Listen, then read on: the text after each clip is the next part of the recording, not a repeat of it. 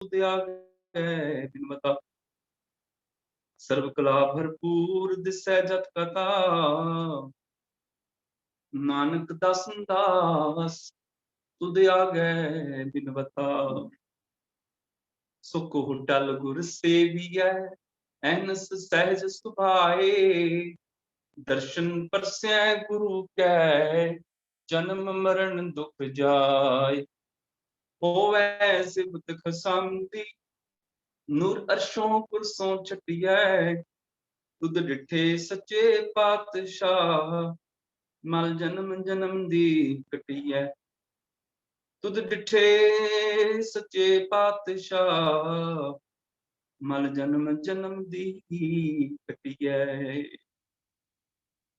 सतनाम वाहिगुरु साहिब जीओ। बाल जुवानी अर बिरद फुन,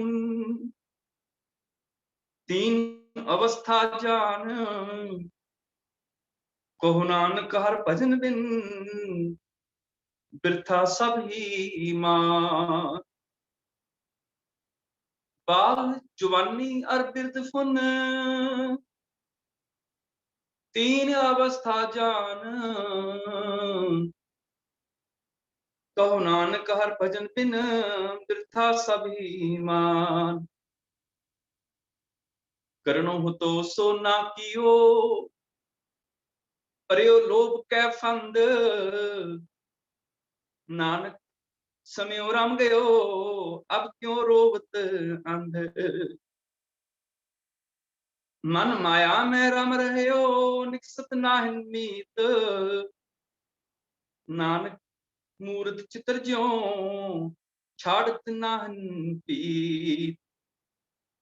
नर चाहत कछ और की और भई, चितवत रहो ठगौर, नानक फांसी गल परी। नर चाहत कछ और की और भई, चितवत रहो ठगौर, नानक फांसी गल परी। वाहिगुरू जी का खालसा, वाहिगुरू जी की फतेह। परम सत्कारयोग जुग जुग गुरगति तेईस भाईमान सर्व सांची पाल फतेह रहबर। नाम के जहाज हल पल तिरकित, लोक प्रलोक दे सहायक हाजिर नाजिर। धन धन सहित श्री गुरु ग्रंथ साहिब जी महाराज। पातशाह जी की वरुसाई हुई समूह साध संगत जियो आप पढ़ गए हो। अमृतमयी बाणी का रस पीना सुखमनी साहिब जी का पाठ। सत्कारयोग गुरमुख प्यारे पासों आप बड़े ही प्यार अदब सहित श्रवण कर रहे सी। नौवें गुरुदेव धर्म की चादर धन धन साहिब श्री गुरु तेग बहादुर साहिब जी महाराज। पातशाह जी दे पावन 400 साला शताब्दी गुरु ਨੂੰ समर्पित रोजाना की तरह चल रही श्लोकां की विचार नाल आरंभ करन तो पहला साथ पाउण तो पहला आप सब माई भाई मना ਨੂੰ गुरचरणਾਂ ਦੇ ਵਿੱਚ ਇਕਾਗਰ ਕਰੋ। ਸੁਰਤੀਆਂ ਨੂੰ ਗੁਰ ਸ਼ਬਦ ਨਾਲ ਜੋੜੋ, ਪ੍ਰਭ की पुस्तक करो संत में सावधान, एकाग्र चीत ਦੇ महावाक्य अनुसार ਮਨਾਂ ਨੂੰ ਗੁਰਚਰਨਾਂ ਦੇ ਵਿੱਚ ਇਕਾਗਰਤ ਕਰੋ, ਸੁਰਤੀਆਂ ਨੂੰ ਗੁਰ ਸ਼ਬਦ ਨਾਲ ਜੋੜੋ। ਬੜੀ ਹੀ ਪਿਆਰ ਸਹਿਤ ਰਸ ਭਿੰਨੀ ਆਵਾਜ਼ ਵਿੱਚ ਉਚਾਰਨ ਕਰੋ ਜੀ ਸਤਨਾਮ ਸ੍ਰੀ ਵਾਹਿਗੁਰੂ ਜੀ। ਸਾਹਿਬ ਸ੍ਰੀ ਗੁਰੂ ਤੇਗ ਬਹਾਦਰ ਸਾਹਿਬ ਜੀ महाराज पातशाह जी के पावन मुखारबिंद उच्चारण। आज के अमृतमयी बचन 35वें श्लोक के रूप सुशोभित हैं।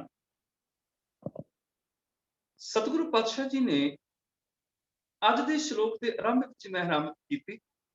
ਮਨੁੱਖ ਦੇ ਜੀਵਨ ਦੀਆਂ 3 ਅਵਸਥਾਵਾਂ ਨੇ, ਬਚਪਨ ਹੈ, ਜਵਾਨੀ ਹੈ ਤੇ ਬੁਢਾਪਾ ਹੈ। ਇਹ 3 ਅਵਸਥਾਵਾਂ ਮਨੁੱਖੀ ਜ਼ਿੰਦਗੀ ਵਿੱਚ ਆਉਂਦੀਆਂ ਨੇ ਤੇ ਮਨੁੱਖ ਇਹਨਾਂ 3 ਅਵਸਥਾਵਾਂ ਦੇ ਵਿੱਚ ਬਹੁਤ ਕੁਝ ਕਮਾਉਂਦਾ ਹੈ, ਬਹੁਤ ਕੁਝ ਜੋੜਦਾ ਹੈ ਔਰ ਸੋਚਦਾ ਹੈ, ਮੈਂ ਆਪਣੀ ਜ਼ਿੰਦਗੀ ਸਫਲ ਕਰਕੇ ਚੱਲਿਆ। ਉਹਦੇ ਮਨ ਦੀ ਸੋਚ ਹੈ ਕਿ ਮੈਂ ਆਪਣੀ ਜ਼ਿੰਦਗੀ ਬੜੀ ਸਫਲ ਕਰ ਚੱਲਿਆ। ਖਾਸ ਕਰਕੇ ਬੁਢਾਪੇ ਵਿੱਚ ਆ ਕੇ ਮਨੁੱਖ ਇਸ ਗੱਲ ਦਾ ਵਿਸ਼ਲੇਸ਼ਣ ਕਰਨ ਲੱਗ ਜਾਂਦਾ ਹੈ, ਇਸ ਗੱਲ ਦੀ ਜਾਂਚ ਪੜਤਾਲ ਕਰਨ ਲੱਗ ਜਾਂਦਾ ਹੈ ਕਿ ਮੈਂ ਦੁਨੀਆ ਤੇ ਆ ਕੇ ਕਿੰਨਾ ਕੁ ਸਫਲ ਹੋਇਆ। ਫਿਰ ਉਸ ਤੋਂ ਬਾਅਦ ਉਹਨਾਂ ਸਾਰੀਆਂ ਚੀਜ਼ਾਂ ਨੂੰ ਇੱਕ ਲਿਸਟ ਬਣਾ ਲੈਂਦਾ ਹੈ ਕਿ ਮੈਂ ਇਹਨਾਂ ਬੈਂਕ ਬੈਲੈਂਸ ਜੋੜ ਚੱਲਿਆ, ਮੈਂ ਘਰ ਵੀ ਬਣਾ ਲਿਆ, ਗੱਡੀਆਂ ਵੀ ਬਣਾ ਲਈਆਂ, ਦੁਕਾਨਦਾਰੀ ਵੀ ਚਲਾ ਲਈ, ਬਿਜ਼ਨਸ ਵੀ ਖੜਾ ਕਰ ਲਿਆ, ਰਿਟਾਇਰਮੈਂਟ ਵੀ ਮਿਲ ਗਈ ਜਾਂ ਜੌਬ ਕੀਤੀ ਰਿਟਾਇਰਮੈਂਟ ਮਿਲ ਗਈ, ਧੀਆਂ ਪੁੱਤਰ ਵਿਆਹ ਦਿੱਤੇ, ਇੰਨਾ ਪੈਸਾ ਜੋੜ ਲਿਆ, ਮੈਂ ਬੜਾ ਜ਼ਿੰਦਗੀ 'ਚ ਸਫਲ ਚੱਲਿਆ ਹਾਂ, ਜ਼ਿੰਦਗੀ ਸਫਲ ਕਰਕੇ ਚੱਲਿਆ, ਮੇਰੀ ਜ਼ਿੰਦਗੀ ਸਫਲ ਹੈ। ਸਤਿਗੁਰੂ ਪਾਤਸ਼ਾਹ ਕਹਿਣ ਲੱਗੇ, ਦੇਖ ਤੂੰ ਬਹੁਤ ਕੁਝ ਜੋੜਿਆ, ਇਹ ਦੱਸ ਵੀ ਨਾਮ ਧਨ ਕਿੰਨਾ ਕੁਝ ਜੋੜਿਆ। ਤੇ ਇਹ ਜੀਵ ਆਖਦਾ ਜੀ ਉਹ ਤੇ ਮੈਂ ਜੋੜਿਆ ਨਹੀਂ ਹੈ। ਸਤਿਗੁਰੂ ਪਾਤਸ਼ਾਹ ਕਹਿਣ ਲੱਗੇ ਜੇ ਉਹ ਨਹੀਂ ਜੋੜਿਆ ਫਿਰ ਸਮਝ ਲਈ ਤੇਰਾ ਸਾਰਾ ਜੀਵਨ ਵਿਅਰਥ ਚਲਾ ਗਿਆ, ਫਿਰ ਤੇਰਾ ਜੀਵਨ ਵਿਅਰਥ ਹੈ। ਜੇ ਨਾਮ ਧਨ ਨਹੀਂ ਜੋੜਿਆ, ਨਾਮ ਧਨ ਤੋਂ ਬਿਨਾ ਤੇਰਾ ਸਾਰਾ ਜੀਵਨ ਵਿਅਰਥ ਚਲਾ ਗਿਆ। ਸਤਿਗੁਰੂ ਜੀ ਦੇ ਵਚਨ, ਬਾਲ ਜਵਾਨੀ ਅਰ ਬਿਰਧ ਫੁਨ, 3 ਅਵਸਥਾ ਜਾਨ, ਕਹੋ ਨਾਨਕ ਹਰ ਭਜਨ ਬਿਨ, ਬਿਰਥਾ ਸਭ ਹੀ ਮਾਨ। ਬਾਲ, ਜਵਾਨੀ ਔਰ ਬਿਰਧ ਫੁਨ, ਇਹ ਜ਼ਿੰਦਗੀ ਦੀਆਂ 3 ਅਵਸਥਾਵਾਂ ਨੇ। ਬਚਪਨ ਹੈ, ਜਵਾਨੀ ਹੈ, ਬੁਢੇਪਾ ਹੈ। ਬਾਲ, ਜਵਾਨੀ ਔਰ ਬਿਰਧ ਫੁਨ, 3 ਅਵਸਥਾ ਜਾਨ, ਜ਼ਿੰਦਗੀ ਦੀਆਂ ਇਹ 3 ਅਵਸਥਾਵਾਂ ਨੇ। ਪਰ ਇਹਨਾਂ 3 ਅਵਸਥਾਵਾਂ ਦੇ ਵਿੱਚ ਮਨੁੱਖ ਸੋਚਦਾ ਹੈ ਬਹੁਤ ਜ਼ਿੰਦਗੀ ਸਫਲ ਕਰ ਚੱਲਿਆ। ਸਤਿਗੁਰੂ ਜੀ ਦੇ ਬਚਨ, ਗੁਰੂ ਨਾਨਕ ਪਾਤਸ਼ਾਹ ਆਖਦੇ ਨੇ, ਕਹੋ ਨਾਨਕ ਹਰ ਭਜਨ ਬਿਨ, ਬਿਰਥਾ ਸਭ ਹੀ ਮਾਨ। ਜੇ ਹਰੀ ਦਾ ਭਜਨ ਨਹੀਂ ਜੋੜਿਆ, ਹਰੀ ਦੇ ਭਜਨ ਤੋਂ ਬਿਨਾਂ ਤੂੰ ਸਾਰਾ ਕੁਝ ਵਿਅਰਥ ਸਮਝ, ਫਿਰ ਜ਼ਿੰਦਗੀ 'ਚ ਸਾਰਾ ਕੁਝ ਤੇਰਾ ਵਿਅਰਥ ਹੈ। ਹਰੀ ਪ੍ਰਭੂ ਭਜਨ ਤੋਂ ਬਿਨਾਂ, ਰੱਬੀ ਭਜਨ ਤੋਂ ਬਿਨਾਂ ਜੋੜਿਆ ਹੋਇਆ ਸਾਰਾ ਕੁਝ ਵਿਅਰਥ ਹੋ ਜਾਂਦਾ ਹੈ। ਮਨੁੱਖ ਆਪਣੇ ਆਪ ਨੂੰ ਤਸੱਲੀ ਦਿੰਦਾ ਹੈ, ਮੈਂ ਸਫਲ ਚੱਲਿਆ ਵਾਂ, ਮੈਂ ਬਹੁਤ ਕੁਝ ਕਰ ਚੱਲਿਆ। ਪਰ ਸਤਿਗੁਰੂ ਪਾਤਸ਼ਾਹ ਦੀ ਬਾਣੀ ਪੜ੍ਹੋ, ਆਖਦੇ ਨੇ ਕੁਝ ਨਹੀਂ ਕਰ ਚੱਲਿਆ, ਤੂੰ ਜ਼ਿੰਦਗੀ ਬੁਰੀ ਤਰ੍ਹਾਂ ਫੇਲ ਕਰਕੇ ਚੱਲਿਆ। ਭਜਨ ਤੋਂ ਬਿਨਾਂ ਤੇ ਜ਼ਿੰਦਗੀ ਫੇਲ ਹੈ ਹੀ ਸੀ, ਅਸਫਲ ਹੈ ਹੀ ਸੀ। ਇਹ ਮਤ ਸੋਚ ਕੇ ਮੈਂ ਧਨ ਦੌਲਤ ਪਦਾਰਥ ਜੋੜ ਕੇ ਦੁਨਿਆਵੀ ਚੀਜ਼ਾਂ ਇਕੱਠੀਆਂ ਕਰਕੇ ਸਫਲ ਮਰਨ ਲੱਗਿਆ, ਸਫਲ ਫਿਰ ਵੀ ਨਹੀਂ ਮਰਨ ਲੱਗਿਆ, ਸਫਲਤਾ ਫਿਰ ਵੀ ਨਹੀਂ ਆਈ। ਪਰਮਾਰਥ ਕਰਕੇ ਤੇ ਬੁਰੀ ਤਰ੍ਹਾਂ ਫੇਲ ਹੋਇਆ, ਪਰ ਪਦਾਰਥ ਕਰਕੇ ਵੀ ਸਫਲ ਨਹੀਂ ਹੋ ਸਕਿਆ, ਪਦਾਰਥ ਕਰਕੇ ਵੀ ਬੁਰੀ ਤਰ੍ਹਾਂ ਫੇਲ ਹੈ। ਕਿਵੇਂ? ਬੱਚੇ ਦਾ ਜਨਮ ਹੋਇਆ ਔਰ ਬੱਚਾ ਰੋਇਆ, ਚੀਖਿਆ। ਪਿਤਾ ਉਸ ਛੋਟੇ ਜਿਹੇ ਬੱਚੇ ਨੂੰ ਆਖਦਾ ਹੈ, ਬੱਚੇ ਤੂੰ ਰੋ ਨਾ, ਤੈਨੂੰ ਵਧੀਆ ਮਾਂ ਕੁੜੀ ਖਵਾਵਾਂਗਾ, ਤੂੰ ਰੋ ਨਾ, ਤੈਨੂੰ ਨਵੇਂ ਕੱਪੜੇ ਲੈ ਕੇ ਦਵਾਂਗਾ, ਤੂੰ ਰੋ ਨਾ। ਬੱਚਾ ਰੋਈ ਜਾਂਦਾ ਹੈ। ਪਿਤਾ ਆਖਦਾ ਤੂੰ ਰੋਂਦਾ ਕਿਉਂ ਹੈ? ਇਹ ਕਾਰ ਤੇਰੇ ਨਾਲ ਲਵਾ ਦਿੰਦਾ, ਤੂੰ ਰੋ ਨਾ। ਇਹ ਘਰ ਤੇਰੇ ਨਾਲ ਲਵਾ ਦਿੰਦਾ, ਤੂੰ ਰੋ ਨਾ। ਸੋਨੇ ਚਾਂਦੀ ਦੇ ਗਹਿਣੇ ਤੈਨੂੰ ਦੇ ਦੇਣਾ, ਤੂੰ ਰੋ ਨਾ। ਜ਼ਮੀਨ ਤੇਰੇ ਨਾਲ ਲਿਖ ਦੇਣਾ, ਤੂੰ ਰੋ ਨਾ। ਉਹ ਫਿਰ ਰੋਈ ਜਾਂਦਾ ਹੈ। ਕੋਲੋਂ ਮਾਂ ਹੱਸ ਕੇ ਆਖਦੀ ਹੈ ਕਿ ਇਸ ਬੱਚੇ ਨੂੰ ਤੇਰੀ ਜ਼ਮੀਨ ਜਾਇਦਾਦ ਨਹੀਂ ਚਾਹੀਦੀ, ਤੇਰੀ ਕਾਰ ਕੋਠੀ ਨਹੀਂ ਚਾਹੀਦੀ, ਇਹਨੂੰ ਪੀਣ ਵਾਸਤੇ ਦੁੱਧ ਚਾਹੀਦਾ ਹੈ, ਸਿਰਫ ਦੁੱਧ ਚਾਹੀਦਾ ਹੈ। ਦੁੱਧ ਪੀਏਗਾ ਚੁੱਪ ਕਰ ਜਾਏਗਾ, ਕਿਉਂਕਿ ਇਹਦਾ ਆਧਾਰ, ਇਹਦਾ ਭੋਜਨ ਦੁੱਧ ਹੈ। ਖੀਰ ਆਧਾਰ, ਬਾਰਿਕ ਜਬ ਹੋਤਾ ਬਿਨ ਖੀਰੇ ਰਹਿਣ ਨਾ ਜਾਈ। ਇਹਦਾ ਆਧਾਰ ਹੈ ਦੁੱਧ। ਦੁੱਧ ਪੀਏਗਾ ਤੇ ਚੁੱਪ ਕਰ ਜਾਏਗਾ। ਬੱਚੇ ਨੇ ਦੁੱਧ ਪੀਤਾ, ਚੁੱਪ ਕਰ ਗਿਆ। ਜਿਸ ਦਿਨ ਬੱਚੇ ਨੇ ਜਨਮ ਲਿਆ, ਧਰਤੀ ਤੇ ਆਇਆ, ਯਾਦ ਰੱਖਿਓ ਕੇਵਲ ਇੱਕ ਭੁੱਖ ਲੈ ਕੇ ਆਇਆ, ਦੁੱਧ ਦੀ। ਬਸ ਪੀਣ ਵਾਸਤੇ ਦੁੱਧ ਚਾਹੀਦਾ, ਹੋਰ ਕੁਝ ਨਹੀਂ ਚਾਹੀਦਾ। ਮਾਂ ਵੀ ਬਾਅਦ ਵਿੱਚ ਚਾਹੀਦੀ ਹੈ, ਮਾਂ ਦੀ ਵੀ ਲੋੜ ਨਹੀਂ, ਮਾਂ ਵੀ ਦੂਸਰੇ ਨੰਬਰ ਤੇ, ਪਿਤਾ ਵੀ ਦੂਸਰੇ ਨੰਬਰ ਤੇ। ਖਿਡੌਣੇ, ਭੈਣ ਭਰਾ ਉਹ ਤੀਜੇ ਚੌਥੇ ਨੰਬਰ ਤੇ। ਸਭ ਤੋਂ ਪਹਿਲਾਂ ਕੀ ਚਾਹੀਦਾ? ਪੀਣ ਵਾਸਤੇ ਦੁੱਧ ਚਾਹੀਦਾ ਹੈ। ਪਹਿਲੇ ਪਿਆਰ ਲੱਗਾ ਥਣ ਦੁੱਧ, ਦੂਜੇ ਮਾਏ ਬਾਪ ਕੀ ਸੁੱਧ। ਮਾਤਾ ਪਿਤਾ ਦੀ ਸੁੱਧ ਬੁੱਧ ਦੂਸਰੇ ਨੰਬਰ ਤੇ ਹੈ। ਪਹਿਲਾਂ ਇਹਨੂੰ ਪੀਣ ਵਾਸਤੇ ਦੁੱਧ ਚਾਹੀਦਾ ਹੈ। ਪਹਿਲੇ ਪਿਆਰ ਲੱਗਾ ਥਣ ਦੁੱਧ, ਦੂਜੇ ਮਾਏ ਬਾਪ ਕੀ ਸੁੱਧ, ਤੀਜੇ ਭਈਆ ਭਾਬੀ ਵੇਬ, ਚੌਥੇ ਪਿਆਰ ਉਪਰਨੀ ਖੇਡ, ਪੰਜਵੇਂ ਖਾਣ ਪੀਣ ਕੀ ਧਾਤ, ਛੇਵੇਂ ਕੰਮ ਨਾ ਪੁੱਛਿਆ ਜਾਤ, ਸੱਤਵੇਂ ਸੱਚ ਕੀਆ ਘਰਵਾਸ, ਅੱਠਵੇਂ ਕ੍ਰੋਧ ਹੁਆ ਤਨ ਨਾਸ਼, ਨਾਵੇਂ ਧੋਲੇ ਉਬੇ ਸਾ, ਦਸਵੀਂ ਦੰਦਾ ਹੁਆ ਸਵਾ, ਗਏ ਸੀ ਗੀਤ ਪੁਕਾਰੀ ਤਾ, ਉੱਡਿਆ ਹੰਸ ਦਸਾਏ ਰਾਹ। ਨਤੀਜਾ ਕੀ ਨਿਕਲਿਆ?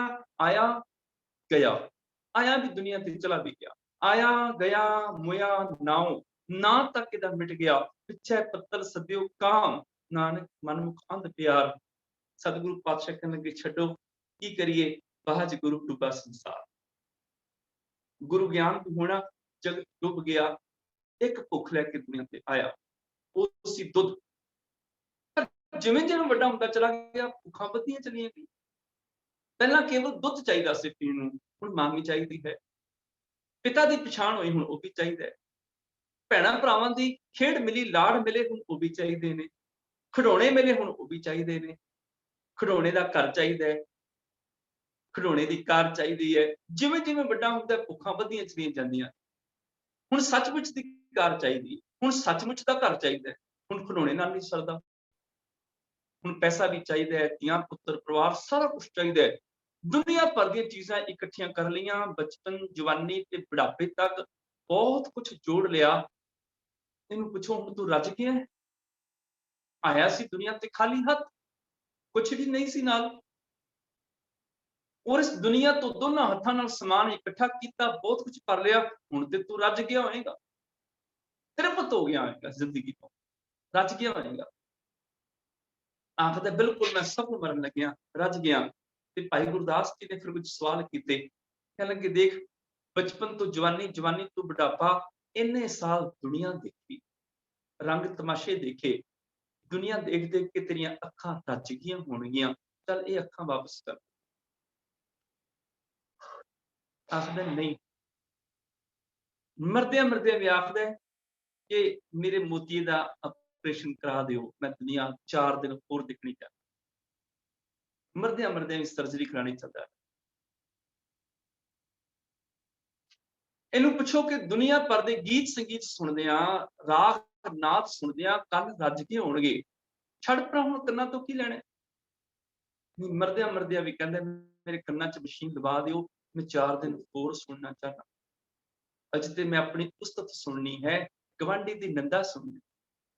ਅੱਜ ਆਪਣੇ ਪੋਤਰੇ ਦੀ ਬਰਾਤ ਦੇ ਹਾਸੇ ਸੁਣਨੇ ਨੇ, ਫਿਰ ਉਹਦੇ ਘਰ ਪੜਪੋਤੇ ਨੇ ਜਨਮ ਲੈਣਾ, ਉਹਦੇ ਰੋਣ ਦੀਆਂ ਆਵਾਜ਼ਾਂ ਸੁਣਨੀਆਂ ਨੇ, ਹਾਸੇ ਵੀ ਸੁਣਨੇ ਨੇ, ਰੋਣੇ ਵੀ ਸੁਣਨੇ ਨੇ।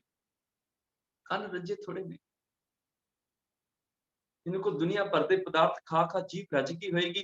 ਨਹੀਂ, ਮਰਦਿਆਂ ਮਰਦੇ ਵੀ ਆਖਦਾ ਭਾਵੇਂ ਮੂੰਹ 'ਚ ਦੰਦ ਨਹੀਂ, ਫਲਾਣੀ ਚੀਜ਼ ਬੜੀ ਸਵਾਦ ਹੈ, ਮੈਨੂੰ ਕੁੱਟ ਕੇ ਦੇ ਦਿਓ, ਮੈਂ ਖਾਣੀ ਚਾਹੁੰਦਾ। ਸਵਾਦਾਂ ਕਰਕੇ ਰੱਜਿਆ ਨਹੀਂ। ਦੁਨੀਆ ਭਰ ਦੀਆਂ ਸੰਬੰਧੀਆਂ ਮਾਣ ਕੇ ਨੱਕ ਰੱਜਿਆ ਨਹੀਂ। ਇਹਨੂੰ ਕਹੋ ਇੰਨੀ ਤੇਰੀ ਉਮਰ ਹੋ ਗਈ, 70-80 ਸਾਲ ਪਹੁੰਚ ਗਿਆ, ਕਿੰਨਾ ਜੀ ਲਿਆ, ਸਰੀਰ ਜਰਾ ਜੀਰਨ ਹੋ ਗਿਆ, ਚੱਲਦਾ ਨਹੀਂ ਹੈ, ਛੱਡ ਪਰਾਂ ਹੁਣ ਜੀਵਨ ਨੂੰ, ਜੀ ਜੀ ਕੇ ਰੱਜ ਗਏ। ਹੁਣ ਤਿਆਰੀ ਫੜੀਏ, ਚਲੀਏ। ਆਖਦਾ ਨਹੀਂ, ਮੈਂ ਅਜੇ 4 ਦਿਨ ਹੋਰ ਜੀਣਾ ਚਾਹੁੰਦਾ। ਭੁੱਖ ਤੇ ਉਤਰੀ ਨਹੀਂ। ਅੱਖੀਂ ਵੇਖ ਨਾ ਰੱਜੀਆਂ, ਉਹ ਰੰਗ ਤਮਾਸ਼ੇ, ਦੁਨੀਆ ਦੇ ਰਾਗ ਰੰਗ ਤਮਾਸ਼ੇ ਦੇਖ ਕੇ ਅੱਖਾਂ ਰੱਜੀਆਂ ਨਹੀਂ। ਉਸੇ ਤਰ੍ਹਾਂ ਹੀ ਭੁੱਖੀਆਂ ਦੀਆਂ ਭੁੱਖੀਆਂ। ਆਇਆ ਇੱਕ ਭੁੱਖ ਲੈ ਕੇ ਸੀ, ਜਾਣ ਲੱਗਿਆ ਕਿੰਨੀਆਂ ਭੁੱਖਾਂ ਨੇ ਇਹਦੀਆਂ। ਦੇਖਣ ਦੀ ਭੁੱਖ, ਸੁਣਨ ਦੀ ਭੁੱਖ, ਬੋਲਣ ਦੀ, ਦੁਨੀਆ ਦੇ ਪਦਾਰਥ ਚਖਣ ਦੀ ਭੁੱਖ। ਅੱਖੀਂ ਵੇਖ ਨਾ ਰੱਜੀਆਂ, ਉਹ ਰੰਗ ਤਮਾਸ਼ੇ, ਉਸਤਤ ਨਿੰਦਾ ਕੰਨ ਸੁਣ ਰੋਵਣ ਤੇ ਹਾਸੇ। ਉਸਤਤ ਨਿੰਦਿਆ, ਰੋਣਾ, ਹੱਸਣਾ, ਇਹ ਸਾਰਾ ਕੁਝ ਸੁਣਨਾ ਚਾਹੁੰਦੇ। ਸਾਡੀ ਜੀਭ ਨਾ ਰੱਜੀਆਂ ਕਰ ਭੋਗ ਵਿਲਾਸੇ। ਦੁਨੀਆ ਦੇ ਪਦਾਰਥ ਖਾ ਕੇ ਜੀਭ ਰੱਜੀ ਨਹੀਂ ਹੈ। ਨੱਕ ਨਾ ਰੱਜਾ ਬਾਸ ਲੈ, ਦੁਰਗੰਧ ਸੁਵਾਸੇ। ਦੁਨੀਆ ਦੀਆਂ ਸੰਬੰਧੀਆਂ ਮਾਣ ਕੇ ਨੱਕ ਰੱਜਦਾ ਨਹੀਂ ਹੈ। ਇੱਥੋਂ ਤੱਕ ਰੱਜਣਾ ਕੋਈ ਜੀਵਿਆ ਕੂੜੇ ਪ੍ਰਵਾਸੀ। ਇਹ ਤੇ ਰੱਜ ਕੇ ਜੀਵਿਆ ਵੀ ਨਹੀਂ ਹੈ। ਜੀਵਨ ਵੀ ਰੱਜ ਕੇ ਨਹੀਂ ਜੀ ਸਕਿਆ। ਰੱਜ ਨਾ ਕੋਈ ਜੀਵਿਆ ਕੂੜੇ ਪ੍ਰਵਾਸੇ। ਤੇ ਜੀਵਨ ਵੱਲੋਂ ਨਹੀਂ ਰੱਜਿਆ, ਇੰਨੇ ਸਾਲ ਜੀ ਕੇ ਵੀ ਆਖਦਾ ਹੋਰ ਪੀਰ ਮੁਰੀਦਾ ਪਿਰੜੀ ਸੱਚੀ ਰਹਿ ਰਸ। ਆਇਆ ਇੱਕ ਭੁੱਖ ਲੈ ਕੇ ਸੀ, ਬਹੁਤ ਕੁਝ ਇਕੱਠਾ ਕੀਤਾ, ਬਹੁਤ ਕੁਝ ਜੋੜਿਆ, ਪਦਾਰਥਾਂ ਵੱਲੋਂ ਹੀ ਨਹੀਂ ਰਜਿਆ ਤੇ ਪਰਮਾਤਮਾ ਤੇ ਜੁੜੇ ਕੋਈ ਨਹੀਂ। ਬਾਲ ਜਵਾਨੀ ਅਰ ਬਿਰਦ ਫੁਨ तीन अवस्था जान, कहो नानक हर भजन बिन बिरथा सब ही ईमान। सतगुरु आखदे ने नाम धन किन्ना कुछ जोड़े, कहन लगा वो ते मैं जुड़िया नहीं। सतगुरु पातशाह कहन लगे फिर समझ नहीं, तेरा बचपन जवानी बुढ़ापा तिन्ने व्यर्थ चले गए, फिर तू सफल नहीं मरन लग्या, बुरी तरह फेल होके मरन लगा, घाटा पै गया तेन। जे नाम धन नहीं जोड़िया सारा कुछ ही व्यर्थ है, बाल भी जवानी भी ते बिरध भी, तिन्ने अवस्थावां। कहो नानक हर भजन बिन बिरथा सब ही मान। प्रभु दे गुणा नूं जीवन विच नहीं तारिया, गुणा वाली जिंदगी नहीं जीवी, रब्बी गुणा नूं जीवन दे विच नहीं अमल विच अप्लाई विच लिआंदा, ते समझ लियो इहदा सारा जीवन ही व्यर्थ चला गया, क्योंकि जो कुछ जिंदगी विच करना सी तो कीता नहीं। साडे मनां दे विच एक बड़ा विचार है, बंदे नूं अमृत छक लेना चाहिए, खंडे दी फुल ले लेनी चाहिए, भावें मरदियां मरदियां ले लेनी चाहिए। की लाभ इस खंडे की भोल दा, इस अमृत छके दा की लाभ? मरदियां मरदियां ले लो 70-80 साल दी उम्र विच। क्यों? खंडे की पोल लैनी सी गुरु दा ज्ञान कि अज तो बाद मैं सच बोलांगा, अज तो बाद मैं ईमानदारी दी जिंदगी जीवांगा, अज तो बाद मैं निंदिया चुगली नहीं करांगा, अज तो बाद गरीब दा हक नहीं मारांगा। इहदा प्रण लेना ना गुरु अगे कि अज तो बाद मैं सिखां वाले कर्म करांगा, मैं सिख बनन लग्या। सारी जिंदगी झूठ बोलिया ते मरन लग्या हुण आखदे मैं सच बोलना सीख जावां। हुण मैं अमृत छक लैणा है, खंडे दी पोल लै लैणी मैं ताकि सच बोलिया करां। सच दी लोड़ जिंदगी भर सी, उदों बोलिया नहीं, मरन लग्या सच बोलिया ते की बोलिया। हुण मैं ईमानदारी दी जिंदगी जीणी शुरू कर देनी है, मैं हुण गुरु वाला बन जाना। सारी जिंदगी दुकान ते बैठ के गरीबां दा हक मारिया, बेईमानी कीती, चोरी कीती, ठगी डकैती कीती, लुट खो कीती। हुण मरन लग्या आखदा मैं ईमानदार बन जा। ऐसी ईमानदारी तो की लेणे? जिंदगी भर दी ईमानदारी जदों लोड़ सी, जदों शॉप ते बैठा सी उदों लोड़ सी ईमानदारी दी, उदों ते लई नहीं। मरन लग्या आखदा मैं ईमानदार बन जा। मैं किसी गरीब दा हक नहीं मारांगा। हुण तेरे कोल ताकत नहीं रही, बुढ़ा हो गया, किसी दा हक ले अपना नहीं हुण तू लै सकदा, किसी गरीब दा ते हक मारना दूर। गुरु वाला ते उदों बनना सी जदों जवान सी, ताकि मैं प्रण करा अपने गुरु नाल गरीब दा हक नहीं मारांगा। मैनू गुरु सिखाएगा हक पराया नानका, उस सूर उस गाए, गुर पीर हामा तां भरे या मुर्दार ना। गुरु वाले ते उदों बनना सी। हुण बोलिया जांदा नहीं, 80 साल दी उम्र हो गई, हुण कहंदा मैं गुरु वाला बन जावां, फिर मैं निंदिया नहीं करांगा, झूठ नहीं बोलना। हुण तू बोल नहीं सकदा, हुण की लाभ? लाभ ते उदों सी गुरु वाले बनन दी जदों बोल सकदा सी। सारी जिंदगी निंदा कीती, सारी जिंदगी झूठ बोलिया ते बुढ़ापे च आके आखदा हुण मैं अमृत छक लैंदा वां। हुण की लाभ तेरे अमृत छक, हुण की लाभ तेरे गुरु वाले बनन दा? क्योंकि गुरु वाले बन के गुरु दे ज्ञान नूं सारी जिंदगी कमाउणा सी, वो कमाया नहीं ते नतीजा यही निकलना है कि बाल जवानी और बिरथ हुण तीन अवस्था जान, कहो नानक हर भजन बिन बिरथा सब ईमान। वो बचपन भी व्यर्थ गया, जवानी भी व्यर्थ गई, वो बुढ़ापा भी व्यर्थ गया, हुण ते मौत सामने खड़ी।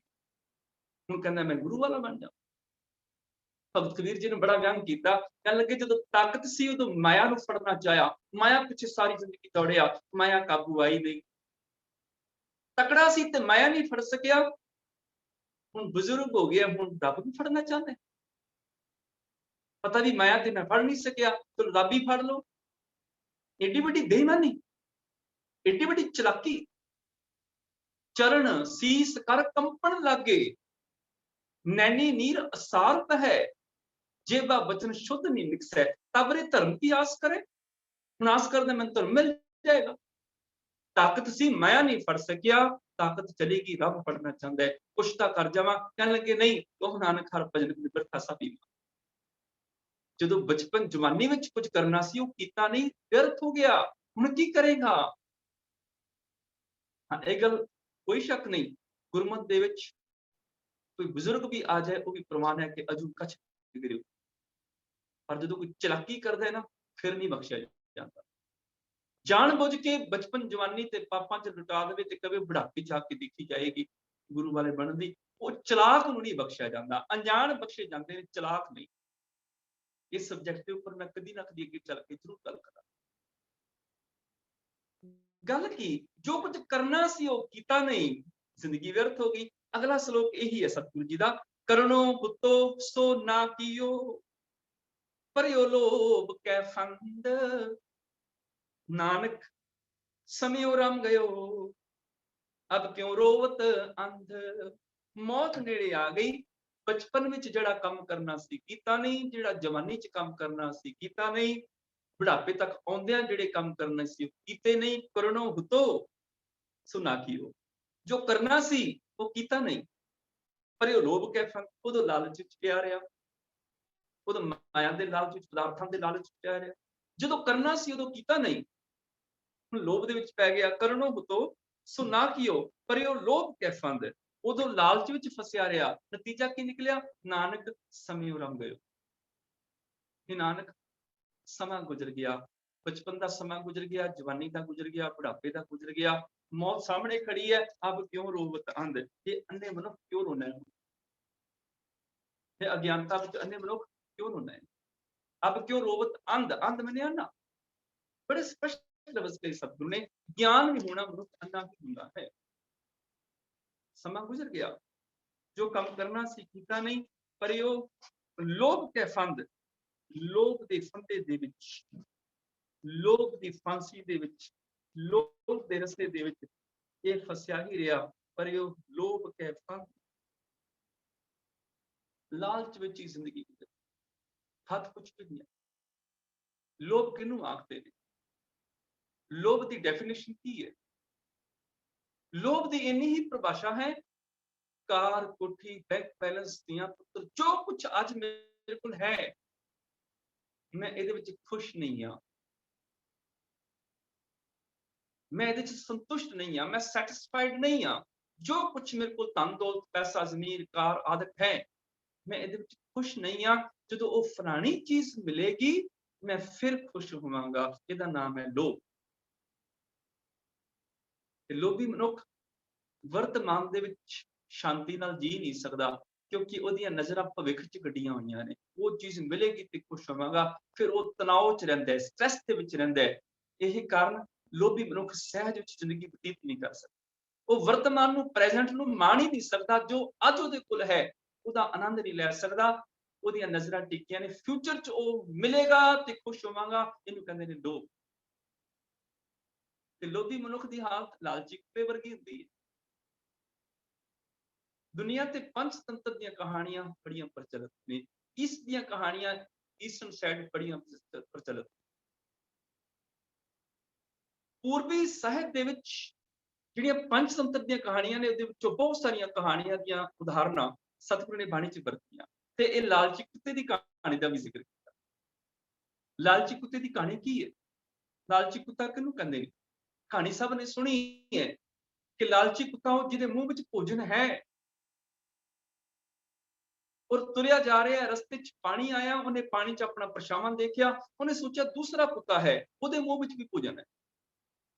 ਲਾਲਚੀ ਕੁੱਤਾ ਕੀ ਹੈ? ਇਹਦੇ ਮੂੰਹ ਵਿੱਚ ਭੋਜਨ ਹੈ ਪਰ ਇਹ ਖੁਸ਼ ਨਹੀਂ ਹੈ। ਆਖਦਾ ਜਦੋਂ ਸਾਹਮਣੇ ਵਾਲੇ ਕੁੱਤੇ ਦਾ ਭੋਜਨ ਮਿਲੇਗਾ ਮੈਂ ਫਿਰ ਇਹਦੇ ਆਪਣੇ ਮੂੰਹ 'ਚ ਭੋਜਨ ਹੈ ਪਰ ਪਾਣੀ 'ਚ ਪਰਛਾਵਾਂ ਦੇਖ ਲਿਆ, ਇਹਨੇ ਸੋਚਿਆ ਦੂਸਰਾ ਕੁੱਤਾ ਹੈ। ਆਖਦਾ ਜਦੋਂ ਉਹ ਵਾਲਾ ਭੋਜਨ ਮਿਲੇਗਾ ਮੈਂ ਤਾਂ ਖੁਸ਼ ਹੋਵਾਂਗਾ। ਫਿਰ ਉਹਦੇ ਤੇ ਭੌਂਕਦਾ, ਜਦੋਂ ਭੌਂਕਦਾ ਆਪਣਾ ਭੋਜਨ ਵੀ ਪਾਣੀ 'ਚ ਡਿੱਗ ਕੇ ਹੱਥੋਂ ਨਿਕਲ ਜਾਂਦਾ। ਇਹ ਲਾਲਚੀ ਇਨਸਾਨ ਦੀ ਕਹਾਣੀ ਹੈ। ਅਸਲ ਦੇ ਵਿੱਚ ਇਨਸਾਨ ਕੁੱਤੇ ਦੇ ਰੂਪ ਵਿੱਚ ਜੂਨ ਭੋਗ ਰਿਹਾ ਹੈ। ਇਹਦੇ ਕੋਲ ਆਪਣੇ ਕੋਲ ਭੋਜਨ ਹੈ, ਕੱਪੜਾ ਹੈ, ਮਕਾਨ ਹੈ, ਘਰ ਹੈ, ਸਾਰਾ ਕੁਝ ਹੈ, ਖੁਸ਼ ਨਹੀਂ ਹੈ। ਆਖਦਾ ਜਦੋਂ ਫਲਾਣੀ ਚੀਜ਼ ਮਿਲੇਗੀ ਤੇ ਜਦੋਂ ਮੌਤ ਆਉਂਦੀ ਹੈ ਉਦੋਂ ਆਪਣਾ ਵੀ ਛੱਡ ਜਾਂਦਾ ਹੈ। ਜਿਉਂ ਕੁਕਰ ਹਰਕਾਇਆ ਭਾਵੈ ਦਹਿ ਜਾਏ, ਲੋਭੀ ਜੰਤ ਨਾ ਜਾਣੇ ਭਖ ਅਪਖ ਸਭ ਪਾਏ। ਇਹ ਲਾਲਚੀ ਕੁੱਤੇ ਦੀ ਕਹਾਣੀ, ਇਹ ਇਨਸਾਨ ਦੀ ਕਹਾਣੀ। ਪਰ ਉਹ ਲੋਭ ਕੈ ਫੰਦ, ਲਾਲਚ ਵਿੱਚ ਫਸਿਆ ਰਿਹਾ, ਲਾਲਚ ਦੇ ਵਿੱਚ ਭਟਕਦਾ ਰਿਹਾ, ਜਿਹਨੂੰ ਪੰਚਮ ਪਾਤਸ਼ਾਹ ਨੇ ਸਹਿਸਕ੍ਰਿਤ ਸ਼ਲੋਕਾਂ ਵਿੱਚ ਕਿਹਾ, हे ਲੋਭਾ ਲੰਪਟ ਸੰਗ ਸਿਰਮੋਰਾ ਹੈ। ਇਹ ਲਾਲਚ ਤੂੰ ਸਾਰਿਆਂ ਪਾਪਾਂ ਦਾ ਸਿਰਮੌਰ ਹੈ। ਜਿੱਥੇ ਤੂੰ ਆ ਜਾਂਦਾ ਉੱਥੇ ਸਾਰੇ ਹੋਰ ਵਿਕਾਰ ਵੀ ਆ ਜਾਂਦੇ। ਲੋਭ ਆ ਜਾਏ ਕਾਮਨਾ ਪੈਦਾ ਹੋ ਜਾਂਦੀ, ਕਾਮ ਆ ਜਾਂਦਾ। ਚੀਜ਼ ਮਿਲ ਜਾਏ ਤੇ ਉਹਦੀ ਮੋਹ ਪਕੜ ਪੈਦਾ ਹੋ ਜਾਂਦੀ ਹੈ। ਕੋਈ ਖੋਣ ਲੱਗੇ ਤੇ ਕ੍ਰੋਧ ਪੈਦਾ ਹੋ ਜਾਂਦਾ ਹੈ। ਸਾਂਭੀ ਰੱਖੇ ਤੇ ਹੰਕਾਰ ਪੈਦਾ। ਲੋਭ ਦੇ ਵਿੱਚੋਂ ਸਾਰੇ ਵਿਕਾਰਾਂ ਦਾ ਜਨਮ। हे लोभा लंपट संग सिरमोर है, सारे पापों का श्रोमणी है, सिरमोर है, अनेक लहरी कलोल ते। लोग भटकदे दौड़े फिरदे ने चक्कर च, धावंत जियां बहु प्रकारन, अनेक भांत बहु डोलते, न च मित्रं न च इष्टं न च बांधव। लालची मनुख किसे दा लिहाज नहीं करता, वो मित्रां दा लिहाज नहीं करता, मित्रां नूं लुट लैंदा। न च इष्टं, वो ते अपने इष्ट गुरु दी भी शर्म नहीं खांदा, गुरु तक नूं लुटण चला जांदा। तगड़ा होवे ते गुरुद्वारे जाके गोलक नूं जफा मारना, माड़ा होवे जिहड़ा गोलक नूं जफा नहीं मार सकदा, वो बाहरों जोड़े खान जो किसी जुत्ती चुक के लै जांदा, किसी दा सैकल चुक के लै जांदा। गुरु ਦੀ भी शर्म हया नहीं रखता, उत्थे भी एक लालच दी वृत्ति लैके जांदा है, कुछ ना कुछ चुक लिआंदा है। न च मित्रं न च इष्टं न च बांधव, रिश्तेदारां दी परवाह नहीं करदा। लोभी सके ही असल च सकियां दा ज्यादा सक लांदे, रिश्तेदारां नूं भी नहीं बख्शदे। न च मात पिता तब लज्जिया, इत्थों तक लालची मनुख मां ते प्यो दी भी शर्म नहीं खांदा, वो ते बुजुर्ग प्यो दा गला दबा के रातों रात जमीन जायदाद दा मालिक बन जांदा।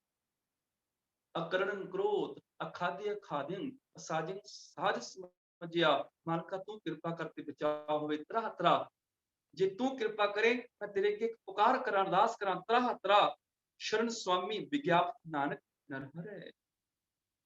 लोभी दी हालत सतगुरु जी दे अज दे ਇਹ बचन, करनो तो सो ना कियो परे लोभ कै फंद, नानक समयो रम गयो अब क्यों रोवत आंदे।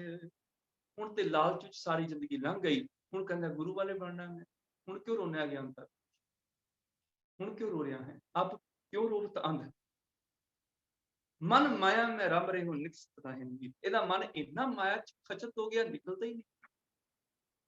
ਕੱਲ ਮੈਂ ਇੱਕ ਉਦਾਹਰਨ ਦਿੱਤੀ ਸੀ ਕਿ ਦੀਵਾਰ ਦੇ ਉੱਪਰ ਤਸਵੀਰ ਟੰਗੀ ਹੋਵੇ, ਪਸੰਦ ਨਾ ਆਏ ਅਸੀਂ ਲਾ ਕੇ ਰੱਖ ਦਿੰਦੇ ਆ, ਕੈਲੰਡਰ ਟੰਗਿਆ ਹੋਵੇ ਪਸੰਦ ਨਾ ਆਏ ਲਾ ਕੇ ਰੱਖ ਦਿੰਦੇ, ਪਰ ਕਿਸੇ ਨੇ ਦੀਵਾਰ ਨੂੰ ਖੋਦ ਕੇ ਮੂਰਤੀ ਬਣਾਈ ਹੋਵੇ ਦੇ ਵਿੱਚ, ਦੀਵਾਰ ਨੂੰ ਖੁਣ ਕੇ ਉਹਦੇ ਚ ਬੁੱਤ ਬਣਾਇਆ ਹੋਵੇ, ਪਸੰਦ ਨਾ ਆਏ ਉਹ ਲਾ ਕੇ ਰੱਖ ਸਕਦੇ ਆ ਨਹੀਂ, ਉਹ ਤੇ ਦੀਵਾਰ ਦੇ ਵਿੱਚ ਇੱਕ ਮਿਕ ਹੈ ਨਾ। ਬਸ ਇਸੇ ਤਰ੍ਹਾਂ ਆ ਮਾਇਆ ਮੇਰੇ ਮਨ ਵਿੱਚ ਇੱਕ ਮਿਕ ਹੋ ਗਈ, ਹੁਣ ਮੈਨੂੰ ਪਸੰਦ ਵੀ ਨਹੀਂ, ਮੈਂ ਤਾਂ ਵੀ ਇਹਨੂੰ ਲਾ ਕੇ ਨਹੀਂ ਰੱਖ ਸਕਦਾ, ਇੰਨੀ ਮਨ ਦੇ ਵਿੱਚ ਹੀ ਮਨ ਮਾਇਆ में रम रहे हो निकसत नाहि निमीत। हे मेरे मित्र, मेरा मन माया च इना फस गया, निकलना नहीं, किवें नानक मूरत चित्र ज्यों छाड़त नाहि भीत। भीत मैंने दीवार, जिवें दीवार ऊपर चितरी हुई मूर्ति निकलती नहीं, मेरा मन भी निकलता नहीं, जिवें खूह दे विचों डड्डू नहीं निकलदा, मैं भी माया दे खूह च डिग्गिया नहीं निकलदा। कूप भरियो जैसे दादरा, दादरा आखदे ने डड्डू, ਜਿਵੇਂ ਡੱਡੂ ਖੂਹ ਦੇ ਵਿੱਚ ਹੋਵੇ, ਕੱਚ ਦੇਸ ਵਿਦੇਸ ਨਾ ਬੂਝ, ਉਹਨੂੰ ਖੂਹ ਦੀਆਂ ਦੀਵਾਰਾਂ ਤੋਂ ਬਿਨਾਂ ਕੁਝ ਹੋਰ ਸੁਝਦਾ ਹੀ ਨਹੀਂ, ਦਿਸਦਾ ਹੀ ਨਹੀਂ। ਕੂਪ ਭਰਿਓ ਜੈਸੇ ਦਾਦਰਾ, ਕਛ ਦੇਸ ਵਿਦੇਸ ਨਾ ਬੂਝ, ਐਸੇ ਮੇਰਾ ਮਨ ਵਿਖਿਆ ਮੋਹਿਆ, ਕਛ ਆਰਾ ਪਾਰ ਨਾ ਸੂਝ, ਮੈਨੂੰ ਵੀ ਨਹੀਂ ਸੁਝਦਾ। ਨਾਨਕ ਮੂਰਤ ਚਿਤਰ ਜਿਉ ਛਾੜਤ ਨਾਹਿ ਭੀਤ। ਮੈਂ ਕੀ ਕਰਾਂ, ਮਨ ਇੰਨਾ ਮਾਇਆ ਚ ਗਲਤਾਨ ਹੈ, ਨਿਕਲਦਾ ਨਹੀਂ ਹੈ, ਕਿਵੇਂ ਨਿਕਲੇ। ਹਾਂ, गुरु कृपा करे तो ता निकल सकता है, गुरु कृपा करे निकल सकता है। माया दी दौड़ दौड़दियां जिंदगी भी लंघी होवे, गुरु कृपा करे पला छिना जीवन तब्दील हो जाता।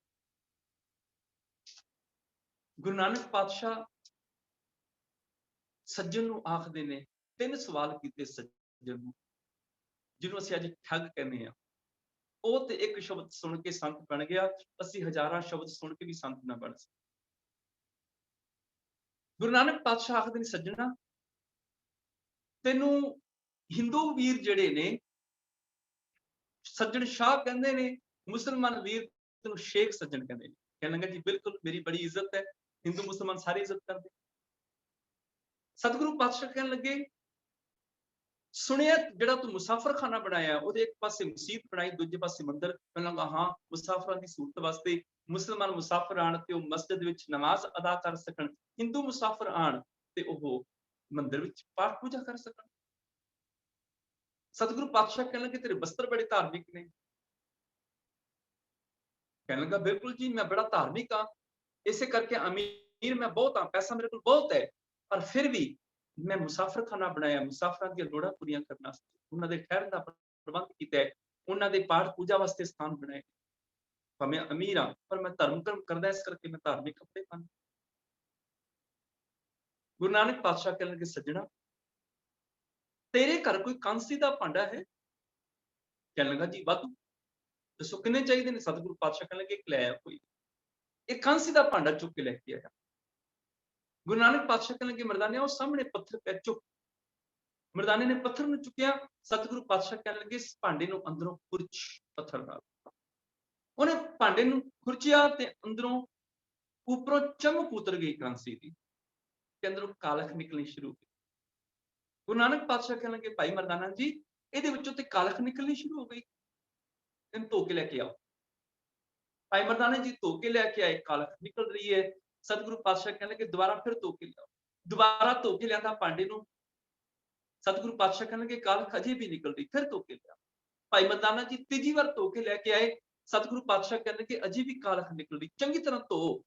ਭਾਈ ਮਰਦਾਨਾ ਜੀ ਨੂੰ ਕਹਿਣਾ ਪਿਆ, ਸਤਿਗੁਰੂ ਪਾਤਸ਼ਾਹ ਇਹ ਕਾਂਸੀ ਦਾ ਭਾਂਡਾ ਹੈ, ਜਦੋਂ ਇੱਕ ਵਾਰ ਚਮਕ ਉੱਪਰੋਂ ਲੱਥ ਜਾਏ, ਅੰਦਰੋਂ ਕਾਲਖ ਨਿਕਲਣੀ ਸ਼ੁਰੂ ਹੋ ਜਾਏ, ਇਹਨੂੰ 3 ਵਾਰ ਛੱਡੋ, 4 ਵਾਰ ਛੱਡੋ, 100 ਵਾਰ ਵੀ ਧੋ ਲਵੋ ਨਾ, ਤਾਂ ਵੀ ਇਹਦੀ ਕਾਲਖ ਉਤਰਦੀ ਨਹੀਂ ਹੈ। ਗੁਰੂ ਨਾਨਕ ਪਾਤਸ਼ਾਹ ਕਹਿਣ ਲੱਗੇ, ਅੱਛਾ ਸੱਜਣਾ ਦੇਖਿਆ ਹੀ, ਇਹ ਤੂੰ ਹੈ, ਆ ਜਿਹੜਾ ਕਾਂਸੀ ਦਾ ਭਾਂਡਾ ਹੈ ਨਾ, ਤੂੰ ਹੈ। ਸੱਜਣ ਆਖਦਾ ਵੀ ਇਹ ਮੈਂ ਕਿਵੇਂ ਹੋ ਸਕਦਾ, ਮੈਂ ਅਲੱਗ ਖੜਾ ਹਾਂ, ਭਾਂਡਾ ਅਲੱਗ ਪਿਆ, ਮੈਂ ਇਹ ਕਿਵੇਂ ਹੋ ਸਕਦਾ? ਸਤਿਗੁਰੂ ਕਹਿਣ ਲੱਗੇ, ਨਹੀਂ ਪਤਾ, ਜਾਂ ਤੇ ਤੂੰ ਹੈ ਜਾਂ ਫਿਰ ਇਹ ਭਾਂਡਾ ਤੇਰਾ ਕੋਈ ਛੋਟਾ ਵੱਡਾ ਭਰਾ ਹੈ। ਸੱਜਣ ਆਖਦਾ ਵੀ ਇਹ ਕਿਸ ਤਰ੍ਹਾਂ ਹੋ ਸਕਦਾ ਹੈ? ਰਿਸ਼ਤੇ ਸਰੀਰਾਂ ਦੇ ਹੁੰਦੇ ਨੇ, ਧਾਤਾਂ ਦੇ ਨਾਲ ਨਹੀਂ ਹੁੰਦੇ, ਭਾਂਡਿਆਂ ਨਾਲ ਤੇ ਰਿਸ਼ਤੇ ਹੁੰਦੇ ਨੇ। ਸਤਿਗੁਰੂ ਕਹਿਣ ਲੱਗੇ, ਸਾਨੂੰ ਨਹੀਂ ਪਤਾ, ਜਾਂ ਤੇ ਇਹ ਕਾਂਸੀ ਦਾ ਭਾਂਡਾ ਤੂੰ ਹੈ ਤੇ ਜਾਂ ਫਿਰ ਤੇਰਾ ਕੋਈ ਭਰਾ ਹੈ, ਤੇਰਾ ਕੋਈ ਰਿਸ਼ਤੇਦਾਰ ਹੈ। ਕਹਿਣ ਲੱਗਾ, ਉਹ ਕਿਵੇਂ? ਸਤਿਗੁਰੂ ਪਾਤਸ਼ਾਹ ਕਹਿਣ ਲੱਗੇ, ਬਿਲਕੁਲ ਤੇਰੇ ਵਰਗੇ ਗੁਣ ਨੇ ਇਹਦੇ ਵਿੱਚ। ਤੂੰ ਵੀ ਬਾਹਰੋਂ ਚਮਕਦਾ ਹੈ, ਅੰਦਰ ਤੇਰੀ ਵੀ ਬੜੀ ਕਾਲਖ ਭਰੀ ਹੈ। ਇੱਕ ਵਾਰ ਨਿਕਲਣੀ ਸ਼ੁਰੂ ਹੋ ਗਈ, ਮੁੜ ਕੇ ਧੋਤਿਆਂ ਤੇ ਉਤਰਨੀ ਨਹੀਂ। ਉੱਜਲ ਕਹਿਹਾਂ ਚਿਲਕਣਾ, ਘੋਟਮ ਕਾਲੜੀ ਮਸਤ। ਜਦੋਂ ਕਾਂਸੀ ਦੇ ਚਮਕਦੇ ਭਾਂਡੇ ਨੂੰ ਜਦੋਂ ਰਗੜਿਆ ਜਾਂਦਾ ਹੈ, ਵਿੱਚੋਂ ਕਾਲੀ ਮਸ ਮੈਨੇ ਕਾਲੀ ਸ਼ਾਹੀ ਨਿਕਲਣੀ ਸ਼ੁਰੂ ਹੋ ਜਾਂਦੀ ਹੈ। ਫਿਰ ਐਸੇ ਭਾਂਡੇ ਨੂੰ 100 ਵਾਰ ਵੀ ਧੋਈ ਜਾਓ, ਉਹਦੀ ਕਾਲਖ ਉਤਰਦੀ ਨਹੀਂ। ਉੱਜਲ ਕਹਿਹਾਂ ਚਿਲਕਣਾ, ਘੋਟਮ ਕਾਲੜੀ ਮਸ। ਧੋਤਿਆਂ ਝੂਠ ਨਾ ਉਤਰੈ, ਜੇ 100 ਧੋਵਾਂ ਤਿਸ ਸੱਜਣ। ਸੱਜਣ ਕਹਿੰਦਾ ਨਾ ਆਪਣੇ ਆਪ ਨੂੰ। ਸੋਚ, ਜਿਸ ਦਿਨ ਤੇਰਾ ਜਨਮ ਹੋਇਆ ਹੋਏਗਾ, ਤੇਰੇ ਮਾਪੇ ਨੇ ਕਿੰਨੀਆਂ ਖੁਸ਼ੀਆਂ ਮਨਾਈਆਂ ਹੋਣ, ਕਿੰਨੇ ਚਾਅ ਦੇ ਨਾਲ ਤੇਰਾ ਨਾਂ ਰੱਖਿਆ ਹੋਏਗਾ, ਸੱਜਣ। ਸਾਡਾ ਪੁੱਤਰ ਸੱਜਣ ਹੋਏਗਾ। ਘੱਟੋ ਘੱਟ ਮਾਪੇ ਦੀ ਸ਼ਰਮ ਖਾ ਲੈਂਦਾ। ਮਾਪਿਓ ਨੇ ਤੇਰਾ ਨਾਂ ਸੱਜਣ ਰੱਖਿਆ, ਪਰ ਤੂੰ ਸੱਜਣ ਹੈ ਨਹੀਂ। ਸੱਜਣ ਉਹ ਨਹੀਂ ਹੁੰਦੇ ਜਿਹੜੇ ਮਾਇਆ ਦੇ ਲਾਲਚ ਵਿੱਚ ਆ ਕੇ ਮੁਸਾਫਰਖਾਨੇ ਦੇ ਮੁਸਾਫਰਾਂ ਨੂੰ ਮਾਰ ਕੇ ਸੁੱਟ ਦਿੰਦੇ ਨੇ, ਉਹਨਾਂ ਦਾ ਸਮਾਨ ਲੁੱਟ ਲੈਂਦੇ ਨੇ। ਨਹੀਂ, ਸੱਜਣ ਤੇ ਉਹ ਹੁੰਦੇ ਨੇ ਕਿਸੇ ਮੁਸਾਫਰ ਨੂੰ ਉਹਦੀ ਮੰਜ਼ਿਲ ਤੱਕ ਸਾਥ ਦੇ ਕੇ ਛੱਡ ਕੇ ਆ। ਤੂੰ ਕੈਸਾ ਸੱਜਣ ਹੈ? ਤੂੰ ਤੇ ਮੁਸਾਫਰਾਂ ਨੂੰ ਰਸਤੇ 'ਚ ਹੀ ਲੁੱਟ ਕੇ ਮਾਰਦਾ। ਸੱਜਣ ਤੇ ਹੁੰਦਾ ਜਿਹੜੇ ਨਾਲ ਤੱਕ ਨਿਭਣ। ਸੱਜਣ ਸਹੀ ਨਾਲ ਮੈਂ ਚਲਦਿਆਂ ਨਾਲ ਚਲਨ, ਜਿੱਥੇ ਲੇਖਾ ਮੰਗੀਏ ਤਿੱਥੇ ਖੜੇ ਦਿਸਣ। ਸੱਜਣ ਉਹ ਨੇ ਜਿਹੜੇ ਨਾਲ ਨਿਭਦੇ। ਨਾਨਕ ਕਚੜਿਆਂ ਸਿਓ ਤੋੜ, ਢੂੰਡ ਸੱਜਣ ਸੰਗ ਪੱਕੀਆਂ। ਕੋਈ ਜਿਉਂਦੇ ਵਿਛੜਿਆ ਉਹ ਮੈਂ ਨਾ ਜਾਈ। ਕੱਚੇ ਤੇ ਜਿਉਂਦੇ ਜੀ ਸਾਥ ਛੱਡ ਜਾਂਦੇ ਨੇ, ਪੱਕੇ ਅਖੀਰ ਤੱਕ ਨਿਭਦੇ। ਤੂੰ ਕੈਸਾ ਸੱਜਣ ਹੈ? ਨਾਮ ਸੱਜਣ ਹੈ, ਕੰਮ ਸੱਜਣਾ ਵਾਲੇ ਨਹੀਂ। ਕੰਮ ਤੇਰੇ ਧੋਖੇਬਾਜ਼ਾਂ ਵਾਲੇ ਨੇ, ਦੁਰਜਨਾਂ ਵਾਲੇ, ਸੱਜਣਾ ਵਾਲੇ ਨਹੀਂ ਹਨ। ਹੱਥ ਜੋੜ ਕੇ ਖੜਾ ਹੋ ਗਿਆ, ਸਤਿਗੁਰੂ ਮਾਇਆ 'ਚ ਇੰਨਾ ਗਲਤਾਨ ਹੋ ਗਿਆ ਸਾਂ, ਇੰਨੀ ਵੀ ਹੋਸ਼ ਨਹੀਂ ਰਹੀ ਕਿ ਮਾਇਆ ਨਾਲ ਭੋਜਨ ਮਿਲ ਗਿਆ, ਕੱਪੜੇ ਮਿਲ ਗਏ, ਘਰ ਮਿਲ ਗਿਆ, ਹੁਣ ਕਿਉਂ ਦੁਨੀਆ ਨੂੰ ਲੁੱਟ ਰਿਹਾ? ਸਤਿਗੁਰੂ ਪਾਤਸ਼ਾਹ ਹੁਣ ਤੁਸੀਂ ਕਿਰਪਾ ਕਰੋ, ਨਾਮ ਦੀ ਦਾਤ। ਇਹਨੇ ਇੱਕ ਆ ਸ਼ਬਦ ਸੁਣਿਆ ਸੀ, ਗੁਰੂ ਨਾਨਕ ਦੇ ਚਰਨਾਂ 'ਚ ਝੁਕ ਗਿਆ ਉਹ ਸੱਜਣ। ਠੱਗ ਤੋਂ ਗੁਰਮੁਖ ਹੋ ਗਿਆ, ਭਾਈ ਸੱਜਣ ਹੋ ਗਿਆ, ਧਰਮੀ ਹੋ ਗਿਆ। ਤੇ ਕੇਵਲ ਧਰਮੀ ਨਹੀਂ ਹੋਇਆ, ਸਤਿਗੁਰੂ ਪਾਤਸ਼ਾਹ ਨੇ ਇਲਾਕੇ ਦਾ ਨੂੰ ਪ੍ਰਚਾਰਕ ਥਾਪਿਆ। ਅੱਜ ਤੋਂ ਬਾਅਦ ਤੂੰ ਸਿੱਖੀ ਦਾ ਪ੍ਰਚਾਰ ਕਰੀ। ਉਹ ਸਿੱਖਾ, ਤੂੰ ਤੇ ਕਿੰਨੇ ਗੁਰਬਾਣੀ ਦੇ ਸ਼ਬਦ ਸੁਣ ਲਏ, ਤੇਰੇ ਤੇ ਅਸਰ ਕਿਉਂ ਨਹੀਂ? ਉਹ ਇਸ ਕਰਕੇ ਕਿਉਂਕਿ ਬਾਣੀ ਬਹੁਤ ਬੜੀ, ਲੜੀਆਂ ਦੀਆਂ ਲੜੀਆਂ ਪਾਠਾਂ ਦੀਆਂ ਪੜ੍ਹ ਲਈਆਂ, ਸੈਂਕੜੇ, ਇੱਕ ਇੱਕ ਬਾਣੀ ਨੂੰ ਸੈਂਕੜੇ ਵਾਰੀ ਪੜ੍ਹ ਲਿਆ, ਅਰਥ ਵੀ ਪੜ੍ਹ ਲਏ, ਪਰ ਉਹਨੂੰ ਜ਼ਿੰਦਗੀ 'ਚ ਮੰਨਿਆ ਨਹੀਂ। ਇਸੇ ਕਰਕੇ ਤੂੰ ਗੁਰਮੁਖ ਸੱਜਣ, ਉਹਨੂੰ ਕਮਾਇਆ ਨਹੀਂ। ਹਾਂ, ਜਦੋਂ ਕੋਈ ਗੁਰੂ ਦੀ ਬਾਣੀ ਨੂੰ ਆਪਣੇ ਜੀਵਨ ਵਿੱਚ ਅਪਲਾਈ ਕਰਦਾ ਹੈ, ਕਮਾਉਂਦਾ ਹੈ, ਉਹਦਾ ਜੀਵਨ ਧਰਤੀ ਹੋ ਜਾਂਦਾ। ਸਤਿਗੁਰੂ ਪਾਤਸ਼ਾਹ ਕਿਰਪਾ ਕਰਨ, ਸਮੂਹ ਨੂੰ ਨਾਮ ਦੀ ਦਾਤ ਗੁਰਸਿੱਖੀ ਵਾਲਾ ਜੀਵਨ ਬਖਸ਼ਿਸ਼ ਕਰਨ। ਇਹ ਲੋਕ ਸੁਖੀਏ, ਪ੍ਰਲੋਕ ਸੁਹੇਲੇ ਨਾਨਕ ਹਰ ਪ੍ਰਭ ਆਪੇ ਮੇਲੇ ਭੁੱਲਾਂ ਕੀ ਮਾਂ। ਫਤਿਹ ਬੁਲਾਓ ਜੀ। ਵਾਹਿਗੁਰੂ ਜੀ ਕਾ ਖਾਲਸਾ ਵਾਹਿਗੁਰੂ ਜੀ ਕੀ ਫਤਿਹ। ਫਤਿਹ। ਸ਼ਲੋਕ